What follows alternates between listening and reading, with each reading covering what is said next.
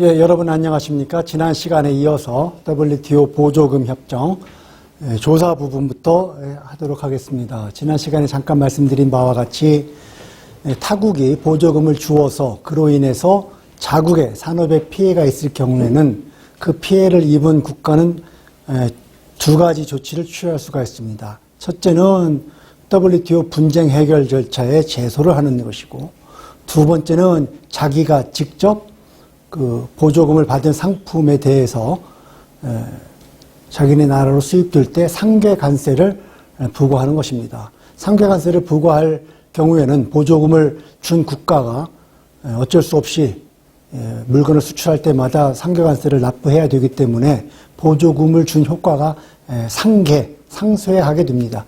그런데 이러한 상계 조치는 보조금으로 인한 피해를 보았다고 해서 마구잡이로 부과할 수 있는 것이 아니라 실제로 보조금이 제공이 됐는지, 얼마가 제공이 됐는지, 그로 인한 혜택이 얼마였는지, 그로 인해서 우리나라 보조금 지급으로 해서 피해를 본 나라의 산업에 어떠한 피해가 야기됐다는 건지, 그 피해가 규모가 무엇인지, 그리고 그 피해와 보조금 지급 간에 인과관계가 존재하는지 등에 관해서 객관적이고 타당한 조사를 거친 후에 증거에 입각해서 부과하도록 되어 있습니다. 이러한 그 상계관세를 부과하기 위한 일련의 조사 과정이 투명하고 객관적이고 공정하게 이루어질 수 있도록 WTO 협정에서는 그 조사가 준수해야 될 요건에 관해서 많은 분량을 할애해서 기록을 하고 있습니다.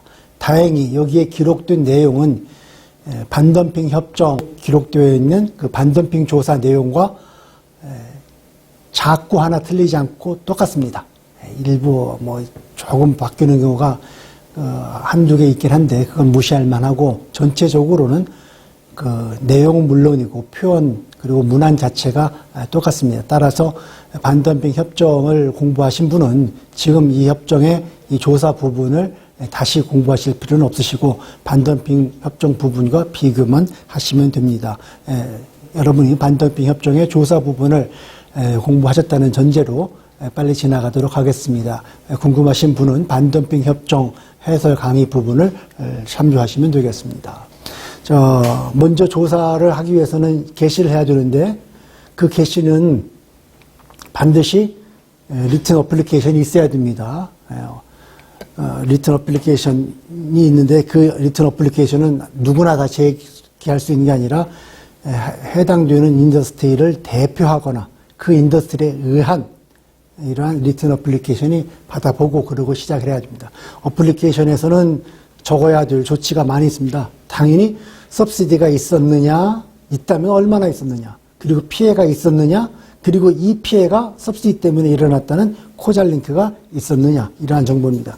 그리고 역시 그 신청서에는 신청자가 누구인지, 보조금을 받았다고 하는 상품이 무엇인지, 보조금이 얼마나 줬다는 건지, 그로 인한 피해가 어느 정도인지에 관한 일련의 정보가 들어가 있어야 됩니다. 그리고 그러한 정보를 받으면은 이러한 정보가 적정하고 또는 정확한지 일단 검토를 해보고 게시 여부를 결정해야지 무조건 조사 게시 신청서를 받았다고 조사를 개시하면 안 됩니다.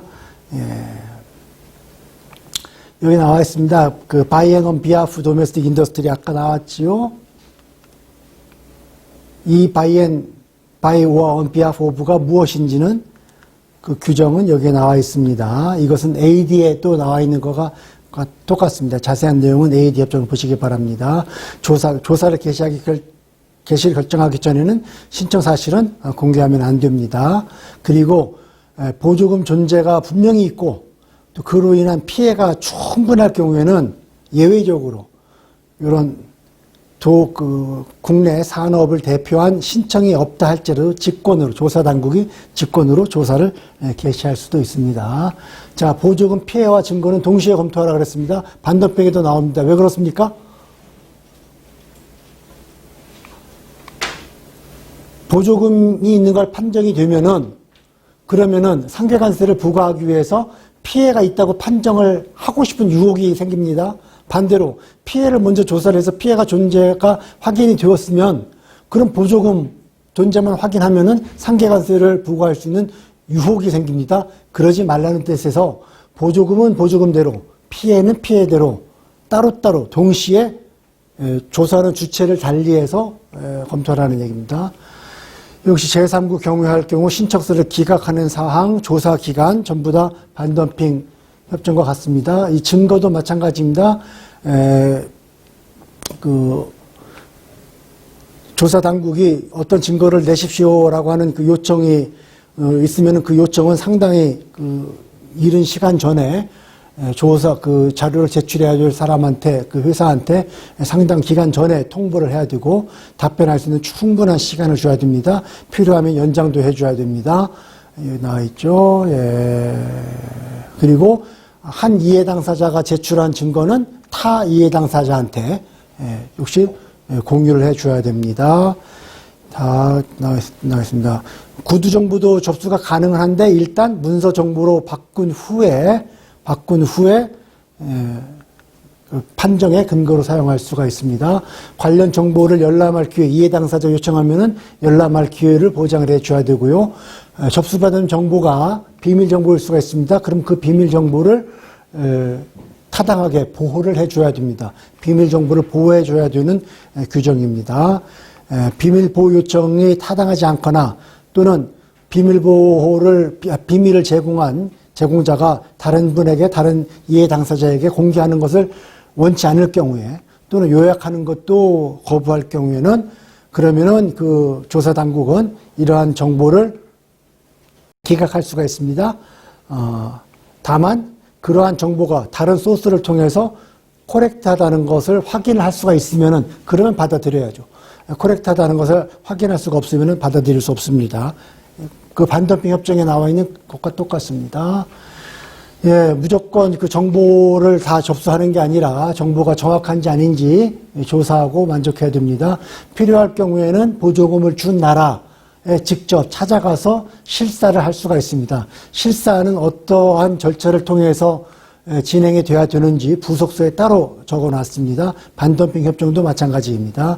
이용 가능한 정보, 이해 당사자가 조사 당국이 필요한 정보를 제때 주지 않거나 부실하게 주거나 또는 기타 조사에 협조하지 않을 경우에는 조사 당국은 자기가 입수할 수 있는 정보를 가지고 판단을 할 수가 있습니다. 대개 그 결과는 조사에 적극적으로 협조했을 경우보다 좀 불리하겠지요.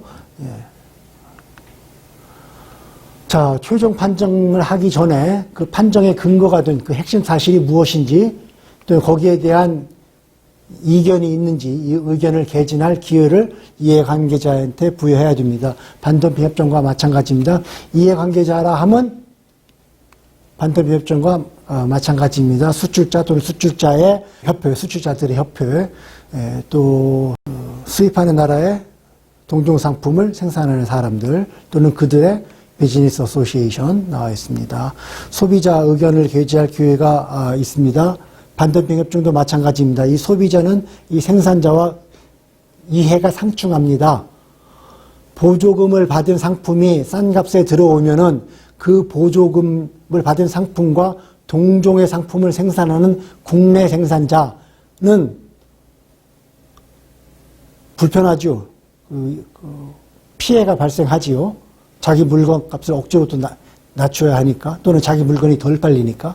하지만 소비자 입장에서는 보조금을 받은 상품이 더 싼 가격으로 수입이 되면 더 싼 가격으로 물건을 구매할 수 있기 때문에 좋은 일입니다. 따라서 이 소비자의 의견도 이해관계가 상충되는 소비자의 의견도 적절하게 고려하라고 되어 있습니다. 영세업자는 역시 반덤핑 규정에 나와 있는 것과 마찬가지로 조사 당국이 요구하는 정보를 충실하게 제출할 수 있는 능력이 부족할 수가 있습니다. 그 점 너그럽게 감안하라는 규정입니다. 자, 컨설테이션 아까 나온 건데 7조 사항인가요? 거기에 나왔죠? 다시 한번 반복이 됩니다. 조사를 개시하기 전에 이 조사를 개시하고 싶은 보조금을 받아서 내가 피해를 봤다고 주장하는 나라는 보조금을 제공한 국가를 컨설테이션에 초청을 해야 됩니다. 그 컨설테이션은 무슨 목적으로 하는 거냐? 상황이 어떤지 그 상황에 대한 사실관계를 명확하게 하고 그리고 굳이 싸울 것 없이 서로 만족할 수 있는 상호 만족할 수 있는 솔루션이 없을까 한번 찾아보자 라는 협정을 한다 그랬는데 아까 말씀드린 것과 마찬가지로 대개는 분쟁을 하기 직전에 분쟁을 하기 위한 또는 상대관세 조사를 개시하기 위한 요건, 요식행위로 이용하는 경우가 많습니다. 자, 협의 의무가, 그러나 협의를 해야 된다고 해서 협의를 해야 되는 의무가 있다고 해서 조사를 신속히 진행하는 것을 방해받지는 않아도 됩니다. 조사는 조사대로 계속 진행할 수가 있습니다. 여기 이 14조는 이 반덤핑 협정에 나와 있지 않은 내용입니다. 그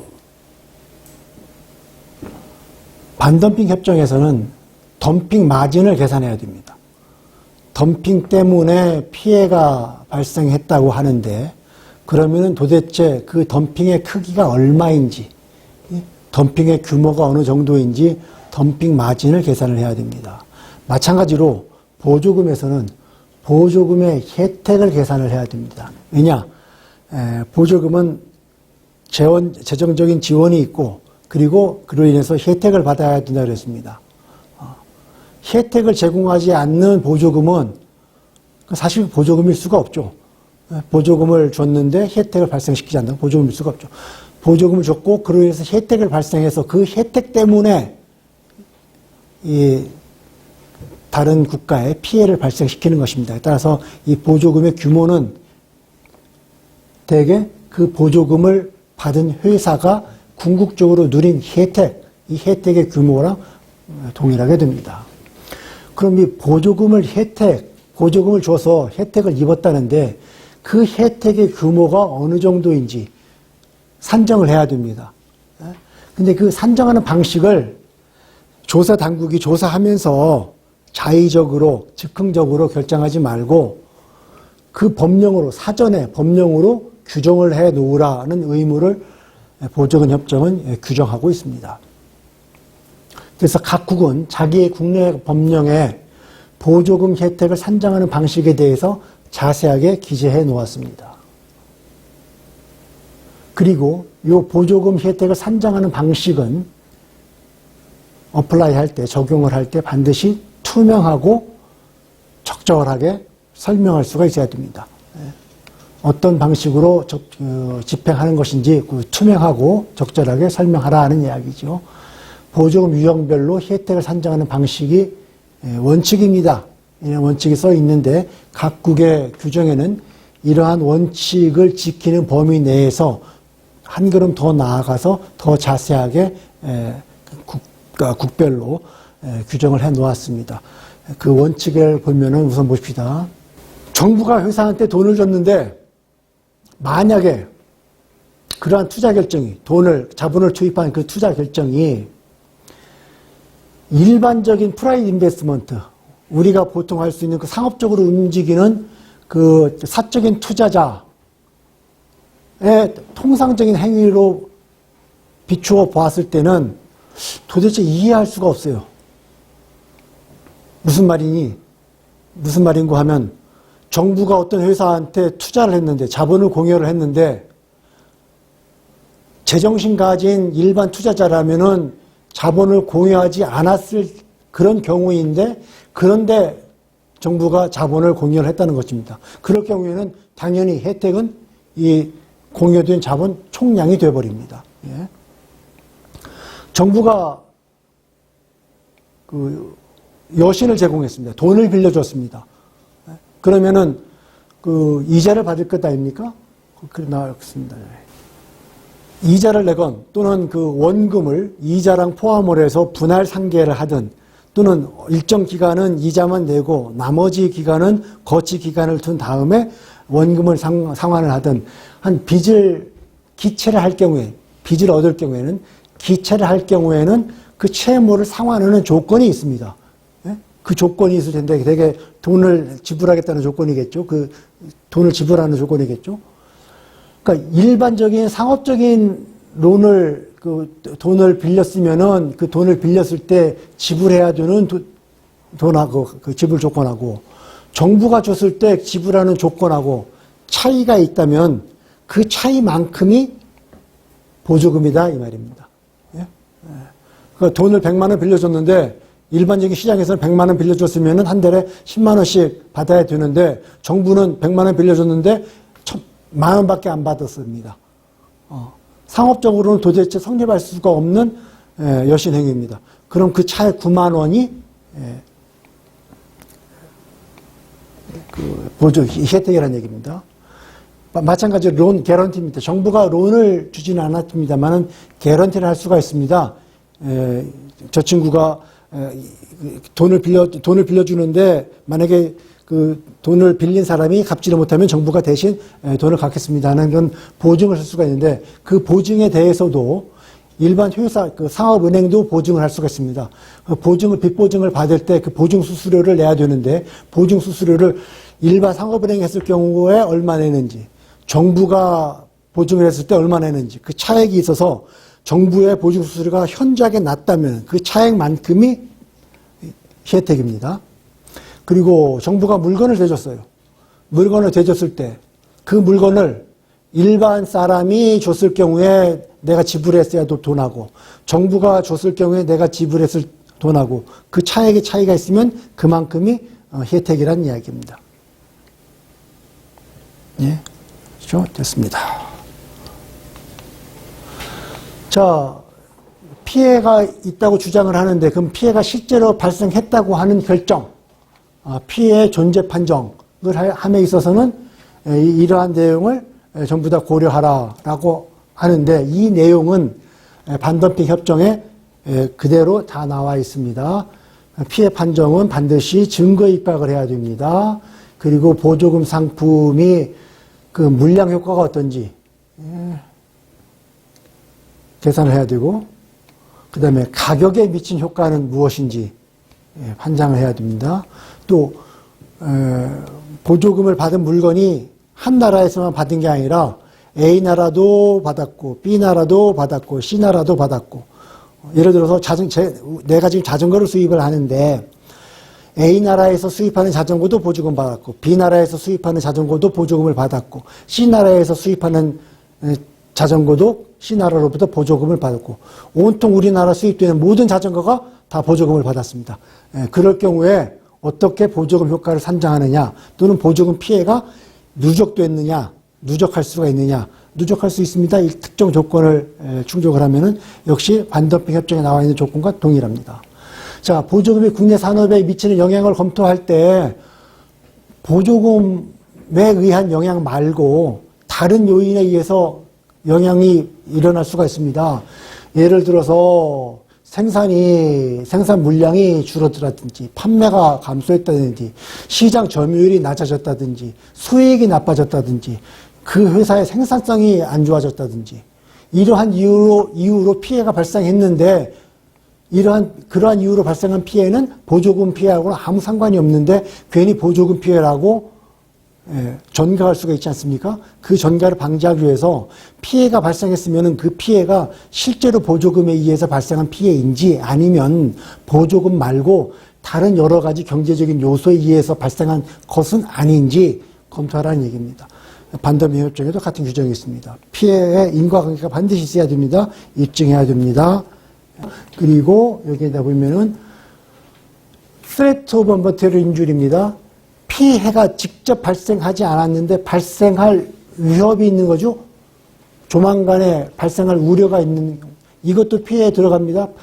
반덤핑 협정에서도 그랬습니다. 반덤핑 협정에서도 피해라 하면 실질적인 피해 또는 피해가 발생할 우려 또는 해당 산업이 설립될 것을 지연할 우려 이것도 피해라 그랬습니다. 마찬가지로 그런 실제적으로 발생하지 않았지만은 발생할 우려가 있는 경우도 피해라고 인정을 해줍니다.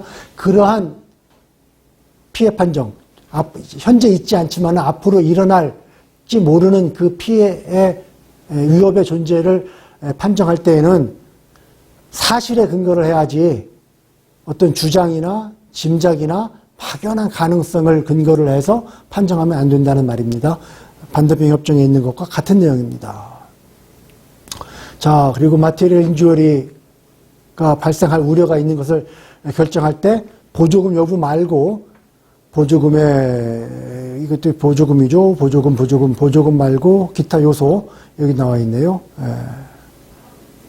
여기 재고라든지 프라이스 가격이 인하됐다는 건지 더 올릴 수 있었는데 못 올렸다든지 이러한 여러 가지 요소도 같이 종합적으로 검토하라고 되어 있습니다. 그리고 이러한 요소 중에 어느 한두 가지가 피해 위협의 존재를 지지한다고 해서 덜커덕 피해 위협이 존재한다고 판단하지 말고 전체 토탈리티 모든 증거의 전체 상황을 종합적으로 판단하라고 되어 있습니다.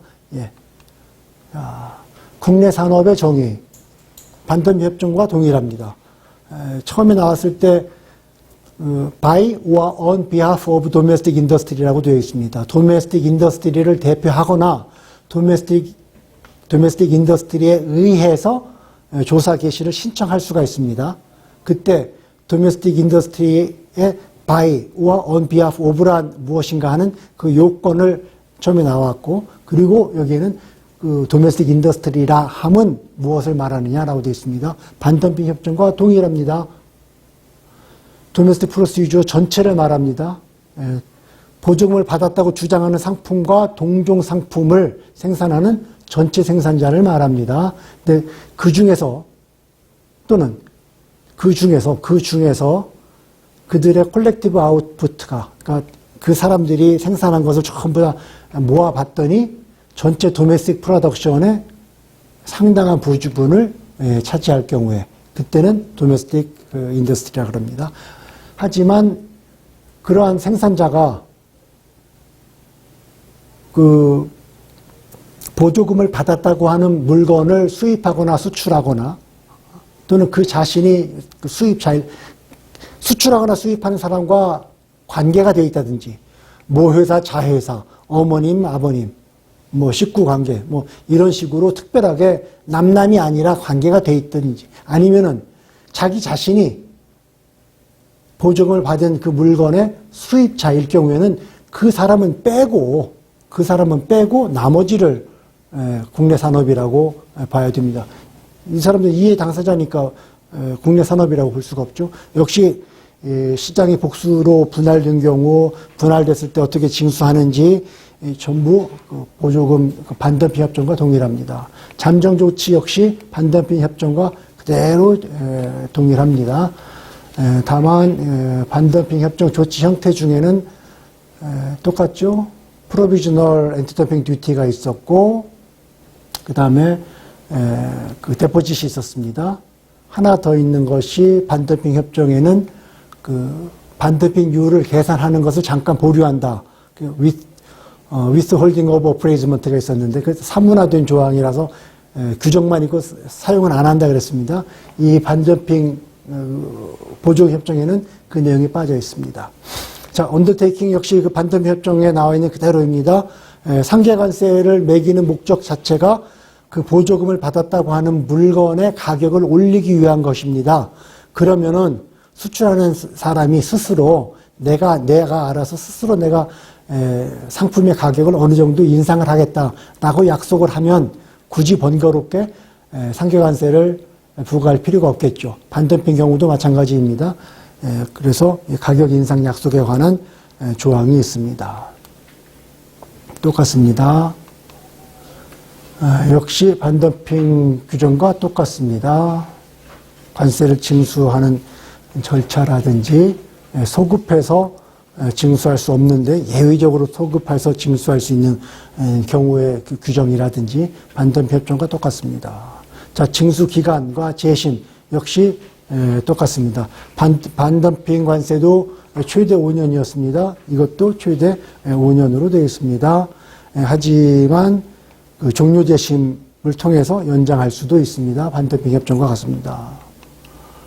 자, 퍼블릭 노티스 반덤핑 협정에서 특정한 계제에는 그 내용을 공고하도록 되어 있습니다. 모든 사람이 알 수 있도록. 똑같은 내용이 이 보조금 협정에도 기재가 되어 있습니다. 조사를 개시하기 전에 그 다음에 잠정 조치나 파이널 결정이 있을 때, 그리고 프라이스 언더테이킹 가격 인상 약속을 받았을 때 또는 조치를 종료할 때, 이럴 때는 공표를 해야 됩니다. 공고를 해야 됩니다. 잠정 조치 공고할 때 그 공고 내용에는 이러한 내용이 들어가야 된다. 조사를 종결할 때도 이러한 내용이 들어가야 됩니다. 가격 인상을 약속을 했기 때문에 뭐 굳이 더 이상 조사를 진행할 필요가 없겠죠. 그럴 경우에는 왜 조사를 중단한다는 건지 적어줘야 됩니다. 자, 국내 법규에 반덤핑 관세 보조금을 받아서 그 보조금으로 인해서 국내 산업에 피해가 발생해서 그 피해를 구제하기 위해서 상계관세를 부과를 했습니다. 근데 그 부과한 상계관세가 너무 억울하다고 수출자는 생각할 수도 있겠죠. 나는 보조금 받은 것이 없는데, 또는 보조금을 받아도 아주 조금 받았는데 상계관세는 어마어마하게 높게 부과가 되었다든지 억울할 수가 있습니다. 그러면은 이의를 신청해야죠. 이의는 당연히 그 상계관세를 부과한 나라에 신청을 합니다. 일단은 그 상계관세가 부당하다고 해서 상계관세를 부과받은 나라가 상계관세를 부과한 나라를 WTO에 제소하는 것은, 그것은 국가와 국가 간의 관계이고, 그 국가는 별도로 상계관세를 납입해야 되는 의무를 부담하는 그 개별 수출자가 이 행정적인 그 이의를 제기할 수가 있습니다. 또는 사법적인 이의를 제기할 수가 있습니다. 우리나라도 마찬가지입니다. 관세를 부과하는 것은 행정행위 아닙니까? 부당한 행정행위에 대해서는 행정심판을 청구할 수가 있고, 행정심판에서 패소했을 경우에는, 또는 그 마땅한 만족할 만한 구제를 얻지 못했을 경우에는 정식으로 행정재판을 신청할 수가 있습니다. 그러한 사법적인 구제 제도를 국내 법규에 미리 마련해 놓으라는 규정입니다. 자, WTO에는 보조금의 상계관세위원회가 있습니다. 이 보조금과 상계관세위원회가 무슨 일을 하는지에 관한 규정입니다. 역시 마찬가지입니다. 자, 마지막으로 보조금 협정 뒤에는 그 부속서가 몇 가지 붙어 있습니다. 그 중에 가장 대표적인 게 어넥스 1번 부속서입니다. 엑스포트 서브시디가 처음에 나왔습니다. 그 엑스포트 퍼포먼스에 컨틴전트 되어 있는 보조금이 수출 보조금이라 그랬습니다. 또는 수입품의 사용, 수입품 대신에 수입품보다 국내 상품을 사용하도록 독려하는 그러한 그 보조금이 금지 보조금, 수출 보조금이라 그랬습니다. 그 보조금의 예시적인 리스트입니다. 형태입니다. 그 수출 형태의 컨틴전트 되어 있는 보조금이라고 하는 건 그냥 서술이고, 그것이 구체적으로는 어떻게 적용될지는 나라마다 다르고 상황마다 다르기 때문에 예상할 수 있는 그 형식 몇 가지를 예시한 것입니다. 이것 말고도 그 보조금이 결국은 엑스포트 퍼포먼스, 수출 실적을 조장하는 것이라면은 수출 보조금에 해당합니다.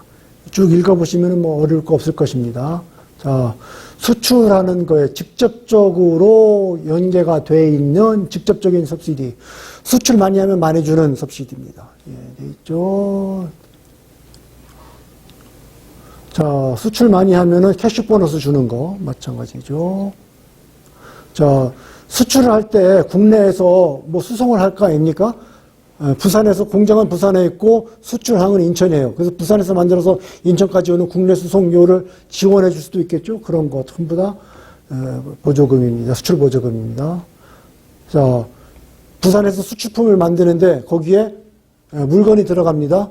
그 물건 지원해 주는 거. 물건 지원해 주는 것만큼 수출 그 단가가 싸지겠죠. 역시 그러면 수출 단가가 싸졌으니까 수출이 늘어나겠죠. 역시 다 수출 보조금입니다. 자, 조세 면제해 주는 거. 돈을 주는 것도 보조금이지만 받을 돈 안 받는 것도 보조금입니다. 역시 또 이건 완전 면제한 거고 이건 디덕션 해준 거죠. 감액해 준 겁니다. 쭉 읽어보시면 될 거고요. 역시 엑스포트 프로덕트에 대해서 간접세 나중에 환급해 주는 거, 면제해 주는 거. 받을 세금 안 받은 겁니다. 엑스포트 크레딧은 어느 나라나 있습니다. 어느 나라나 엑스포트 크레딧을 제공하는 일반 상업은행이 있는데 그 은행이 주는 것보다 훨씬 더 낮은 가격으로 주는 거. 예? 자, 이러한 그 내용이 예시적인 수출 보조금입니다. 이러한 수출 보조금은 그 자체로 금지하도록 되어 있습니다. 자, 이상이 여러분과 함께한 그 보조금 협정입니다. 다시 한번 요약해서 말씀드리면은 정부가 재정 지원을 해야 되고 재정 지원이라는 것은 돈을 줘도 되고 받을 돈 안 받아도 되고 그다음에 물건을 대신 그 공급해줘도 되고 돈을 대신 갚아줘도 그 정부로부터 그 재정 지원이 있거나 또는 정부가 재정 지원을 하지 않았지만 정부의 지시나 위임을 받아서 일반 상업회사가 그러한 재정 지원을 했거나 그로 인해서 혜택을 받았거나 그러면은 이제 보조금이 있는데 특정성이 있어야지 상계가 가능한 그 카운터 메저 상계가 가능합니다. 특정성이라면 법으로 정해질 수가 있고 사실적으로 정해질 수가 있습니다. 사실상 특정한 그룹 몇 개 회사만 썼다든지 어떤 특정한 회사만 불비례적으로 비례에 맞지 않게 많이 썼다든지 그럴 경우에 특정성이 있다 그랬습니다. 어떤 특정 지역에 있는 회사한테만 주는 것도 특정성이 있다 그랬습니다. 자, 그럴 경우에는 보조금이 존재가 했고요. 특정성도 있습니다. 그리고 그로 인해서 드디어 이제 피해가 발생하기 시작했습니다. 그럴 경우에는 WTO에 제소를 하든지 아니면 상계관세를 부과를 합니다. 상계관세를 부과를 할 때에는 상계관세에 부과하기 위한 일련의 조사 과정을 거치라 그랬습니다. 그 조사 과정은 어떤 조건에 의해서 개시를 해야 되는지 또는 어떠한 절차를 거쳐서 진행을 해야 되는지 그 자세한 내용을 보조금 협정에 규정해 놓았습니다. 그 내용은 반덤핑 협정과 동일합니다. 이러한 조사 과정을 거쳐서 보조금이 존재하고 혜택이 존재하고 그로 인해서 피해를 받고 그 피해가 보조금과 인과관계가 있다는 것을 최종적으로 판단을 해서 상계관세를 부과를 해야 됩니다. 자, 이러한 내용을 적은 것이 보조금과 상계관세 협정이었습니다. 자, 그동안 수고 많으셨습니다. 감사합니다. 여기서 마치겠습니다.